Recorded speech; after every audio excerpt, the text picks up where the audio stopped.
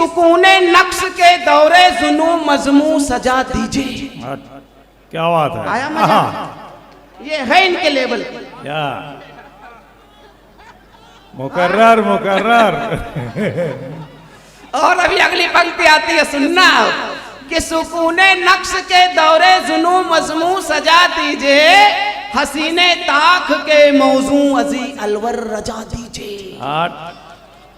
वाह, ये गालिब और मीर के 5 हाथ आगे की शायरी है। फिर से सुनिए कि सुकूने नक्श के दौरे जुनू मजमू सजा दीजिए, हसीने ताख के मौजू अजी अलवर रजा दीजिए। मैं लिखकर अब तलक इसको समझ पाया नहीं साहिब, अगर समझे नहीं हो आप भी ताली बजा दीजिए। सब समझ गया। नहीं, हम पढ़ के नहीं समझ पाए, आप सुन के नहीं समझ पाए, लेकिन ताली आपने बराबर बजाई। मेरे प्यारे दोस्तों, आजकल हिंदुस्तान में बिल्कुल यही हो रहा है। ये देश की दशा का डेमो है।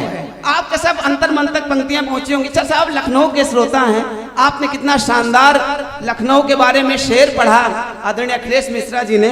मुझे ऐसा लगता है लखनऊ में मेट्रो चल गई है। दोस्तों, लखनऊ में कुछ जगहों के नाम बदल देने चाहिए।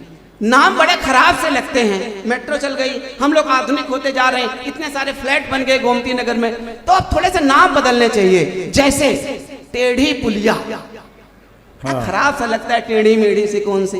इसका नाम बदल के नीरज भाई हो जाना चाहिए जिगजैग ब्रिज।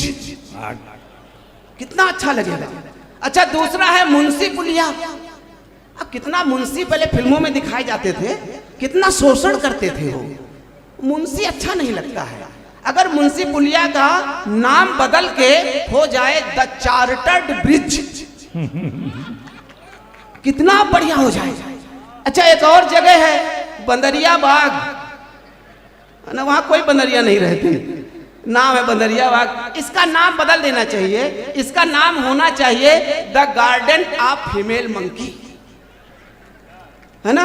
अच्छा, एक और जगह है, उस जगह का नाम है मड़ियाओं। इसका नाम बदल के हो जाना चाहिए मैड्रिक विलेज।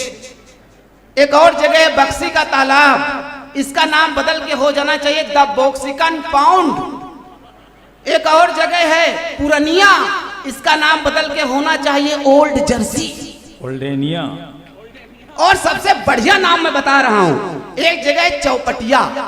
वहां के लोग बता नहीं पाते कि हम चौपटिया में रहते हैं, कोई दूसरा पता बताते हैं कि अगल बगल से किसी गली में आ जाना, नाम नहीं ले पाते हैं। लेकिन चौपटिया का मैं नाम बता रहा हूं, अच्छा लगे तो यहां से वहां तक तालियों का महोत्सव खड़ा करना। चौपटिया का नाम बदल के होना चाहिए द वर्थलेस स्क्वायर। तो हमारा लखनऊ कितना बढ़िया हो जाए। आइए व्यंग पढ़ता हूं। उससे पहले अखिलेश मिश्रा जी बता रहे थे कि मैं साइंटिस्ट हूं। हाँ, मैं चूहों पे रिसर्च करता हूँ। नीरज जी हमारे बड़े भाई बैठे हुए हैं, आशुतोष जी बैठे हुए, ये सच बात है, ये जानते हैं। मैं वाकई में चूहों पे रिसर्च करता हूँ। दिन में चूहों पे रिसर्च करता हूँ, शाम को आप लोगों पे रिसर्च करता हूँ, दोनों काम करता हूँ। एक अच्छा एक किस्सा बता देता हूँ। अखिलेश मिश्रा जी हमारे बीच में एक बार सैद्धांतिक मतभेद हो गया था। अखिलेश मिश्रा जी कह रहे थे, पंकज प्रसून, मुझे लगता है कि प्रेम की भूख बड़ी होती है। मैंने कहा नहीं सर, मुझे तो ऐसा लगता है कि पेट की भूख बड़ी होती है। इन्होंने उदाहरण दिए कि देखो, रोमियो जूलियट, सीरी फरियाद, लैला मजनू प्रेम के लिए कुर्बान हो गए। मैंने कहा नहीं, पेट की भूख बड़ी होती है, वरना एक साइंटिस्ट और एक आईएएस एक लिफाफे के लिए यहाँ कविता पाठ न कर रहा होता। अच्छा, तो इसीलिए तो आए हैं, पेट की भूख बड़ी होती है। अच्छा, वो लेकिन क्या हुआ कि डिसाइड नहीं हो पा रहा था। तो जब कोई चीज सैद्धांतिक रूप से डिसाइड नहीं हो पाती है तो हम प्रैक्टिकल करते हैं। अब हमारे यहाँ एनिमल हाउस है, उसमें चूहा और चूहिया दोनों बड़े प्रेम से रहते थे। मैंने क्या किया कि चूहे को चूहिया से अलग कर दिया और चूहे को 7 दिन तक भूखा रखा। 7 दिन के बाद हमने चूहे के सामने चूहिया रखी, बगल में मटर का दाना रखा।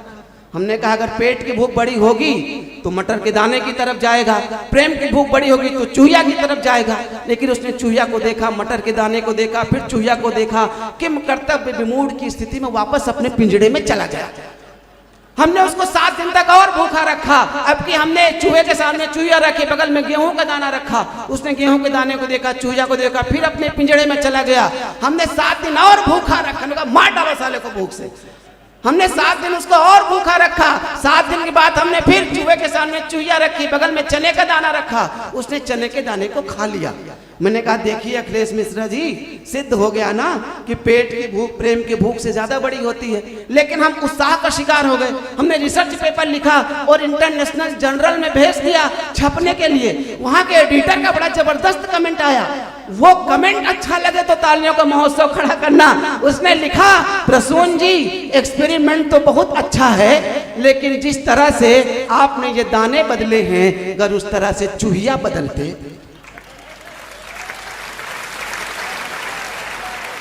एक बार अच्छी ताली बजा दीजिए। मैं एक छोटी सी कविता पढ़ के फिर मैं स्थान ग्रहण कर लेता। अच्छा एक और घटना, हाँ एक और घटना याद आ गई। एक हमारे यहाँ नए नए साइंटिस्ट आए थे, तो वो न्यूरो बिहेवियरल स्टडी कर रहे थे, ब्रेन का बिहेवियर चूहों पे चेक कर रहे थे। उन्होंने चूहे की एक टांग तोड़ दी, बोले चूहा चल। चूहा 20 कदम चला और रुक गया। उन्होंने चूहे की 2 टांगें तोड़ दी, बोले चूहा चल। चूहा 15 कदम चला और रुक गया। उन्होंने चूहे की 3 टांगें तोड़ दी, बोले चूहा चल। चूहा 10 कदम चला और रुक गया। उन्होंने चूहे की 4 टांगें तोड़ दी, बोले चूहा चल। चूहा टस से मस नहीं हुआ। उन्होंने निष्कर्ष दिया। निष्कर्ष में लगे, व्यंग भी हो गया है और आनंद भी आ गया है। तब तालियों का महोत्सव खड़ा करना। निष्कर्ष दिया कि अगर चूहे की 4 टांगें तोड़ दी जाएं तो चूहा बहरा हो जाता।